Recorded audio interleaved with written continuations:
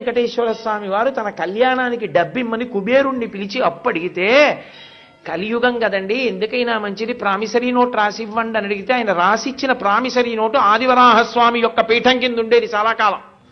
అదే దాన్ని ముద్రణ చేసి గోడ మీద కూడా కట్టారు చాలా కాలం. ఎప్పుడు పుచ్చుకున్నారో, ఏం రాసిచ్చారో, ఏమి సంతకం పెట్టారో కూడా ఉండేది. వెంకటేశ్వర స్వామి వారు సంతకం పెట్టిస్తే కుబేరుడు అన్నాడు, ఇది యుగధర్మం, మీరు ఒక్కరూ సంతకం పెట్టి అంత డబ్బు చేసుకున్న తర్వాత ఒక్క సాక్షి ఉంటే బాగుంటుంది కదూ. ఏమంటే ఎప్పుడూ అబద్ధం ఆటగా మహానుభావుడు తనలో తను రమిస్తూ కూర్చుంటాడు. శివుడితో పెట్టిస్తాను, పెట్టించండి, పెట్టాడు. ఆయనది పెట్టించారు కానండి, తనలో తాను రమిస్తూ ఉంటాడు. చండీశ్వరుడి దగ్గరే చిటికెయ్యాలి. ఆయన దగ్గరికి వెళ్ళి అయ్యా మా బాకీ అంటే త్రిశూలం పట్టుకుంటే కొంచెం ఎప్పుడు కళ్ళు తెరిచి చూసి ఆయన ఎవరినైనా చూడండి అంటే చతుర్ముఖ బ్రహ్మగారి సంతకం పెట్టించారు. ఇద్దరు మంచిదే, ముగ్గురుంటే చూడండి.